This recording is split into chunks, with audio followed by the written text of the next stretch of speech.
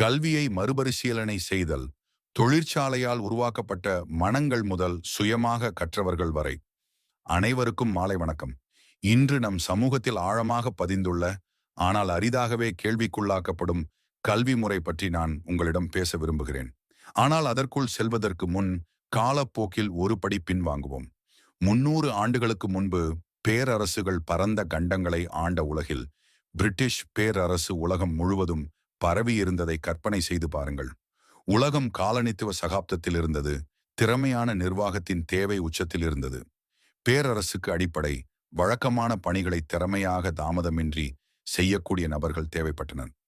கணினிகள், போன்கள் அல்லது தந்திகளின் ஆடம்பரம் இல்லாமல் மக்கள் படிக்க, எழுத மற்றும் கணித செயல்பாடுகளை செய்ய வேண்டியிருந்தது. எழுதப்பட்ட தாள்கள் மூலம் தகவல் விரைவாகவும் தடையின்றி நீண்ட தூரம் கடந்து செல்ல வேண்டும். அப்போதுதான் முக்கியமான ஒன்று நடந்தது. ஆங்கிலேயர்கள் ஒழுங்கு மற்றும் செயல்திறனுக்கான தேடலில் ஒரு அதிகாரத்துவ அமைப்பை நிறுவினர். குறிப்பிட்ட பணிகளை செய்யக்கூடிய, துல்லியமாக வழிமுறைகளை பின்பற்றக்கூடிய மற்றும் பெரிய அதிக கட்டமைக்கப்பட்ட இயந்திரத்தில் பொருத்தக்கூடிய தொழிலாளர்களை உருவாக்க வடிவமைக்கப்பட்ட அமைப்பு. அவர்கள் ஆக்கப்பூர்வமான சிந்தனையாளர்களை தேடவில்லை. அவர்களுக்கு கடின உழைப்பாளிகள், ஒரு பரந்த தொழில்துறை இயந்திரத்தில் நன்கு எண்ணெய் தடவிய கேர்களைப் போல செயல்படக்கூடிய தனிநபர்கள் தேவை. இன்று நாம் அறிந்த கல்வி முறையை உள்ளிடவும். பள்ளிகள் உருவாக்கப்பட்டவை கற்பிப்பதற்காக மட்டுமல்ல, அத்தகைய தனி மனிதனை உருவாக்குவதற்காகவே. வகுப்பறையானது அடிப்படை பணிகளை செய்யக்கூடிய நபர்களை வெளியேற்றும் வகையில் வடிவமைக்கப்பட்டுள்ளது. ஆனால் அவர்கள் பெட்டிக்கு வெளியே சிந்திக்க வேண்டிய அவசியமில்லை. கல்வி முறை அது வடிவமைக்கப்பட்ட நோக்கத்தை நிறைவேற்றும். அதே வேளையில் ஒரு சாம்ராஜ்யத்திற்கான திறமையான தொழிலாளர்களை உருவாக்குவது இனி இல்லாத உலகில் வடிவமைக்கப்பட்டது. இன்றைக்கு வேகமாக முன்னேறுங்கள். நம்மிடம் என்ன இருக்கிறது? ஒரு கல்வி முறை, பல வழிகளில் கடந்த காலத்தின் நினைவு சின்னம். அந்த திறன்கள் போதாத காலத்தில் தொழிற்சாலை பாணி தொழிலாளர்களை உருவாக்கப்பட்ட அமைப்பு. பெரும்பாலும் நவீன உலகில் செழிக்க தேவையான திறன்கள் இல்லாதவர்கள். மனித ரோபோக்களை உருவாக்கி வருகிறோம். இனி இல்லாத உலகத்திற்காக வடிவமைக்கப்பட்டுள்ளது. ஆனால் இங்கே முக்கிய விஷயம், கல்வி முறை வாண்டிஷ உடைக்கப்படவில்லை. உண்மையில் அது அந்த காலத்தின் தலை சிறந்த படைப்பு. இது பிரிட்டிஷ் பேரரசின் தேவைகளை பூர்த்தி செய்தது. பிரச்சனை அமைப்புதானே அல்ல, உலகம் பரிணமித்துள்ளது, அமைப்பு உருவாகவில்லை என்பதே உண்மை. இன்றைய தேவைகளுக்கு அது வழக்கற்று போய்விட்டது. ஆர்டர்களை பின்பற்றுவது, கேள்வியின்றி வேலை செய்வது மற்றும் மீண்டும் மீண்டும் செய்யும் பணிகளை திறம்படச் செய்வது ஆகியவை மிகவும் மதிப்புமிக்க திறமையாக இருந்த காலத்தில் இது கட்டப்பட்டது. ஆனால் அந்த உலகம் போய்விட்டது. இன்று இயந்திரங்கள் மீண்டும் மீண்டும் செய்யும் பணிகளை மேற்கொள்ளும் காலத்தில் நாம் வாழ்கிறோம். ஆட்டோமேஷன் மற்றும் ஏஐ ஆகியவை வேலையின் தன்மையையே மாற்றுகின்றன.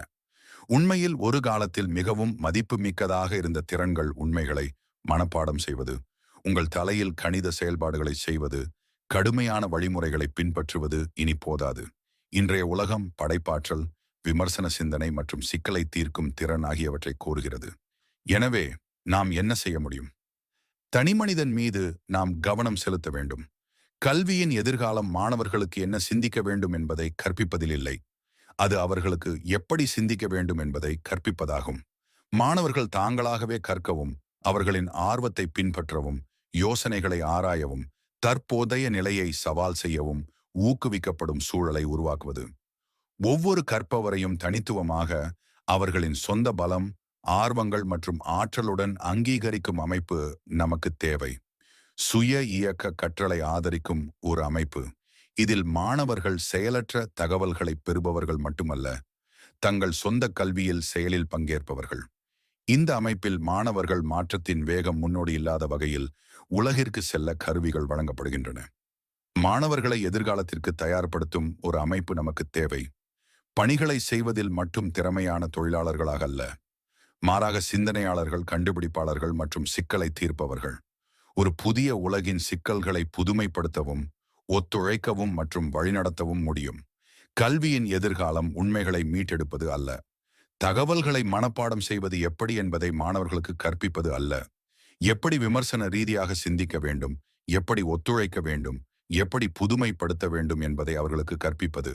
இது சுயமாக இயக்கப்பட்ட, வாழ்நாள் முழுவதும் கற்றலை வளர்க்கும் அமைப்பை உருவாக்குவது. இந்த எதிர்காலத்திற்காக நாம் நம் குழந்தைகளை தயார்படுத்த வேண்டும். அவர்கள் பணியாளர்கள் மட்டுமல்ல, அவர்கள் படைப்பாளிகள், கண்டுபிடிப்பாளர்கள் மற்றும் தலைவர்கள்.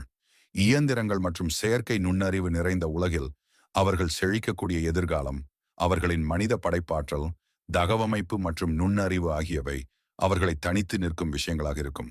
உலகம் மாறிவிட்டது. கல்விக்கான நமது அணுகுமுறையும் மாற வேண்டும்.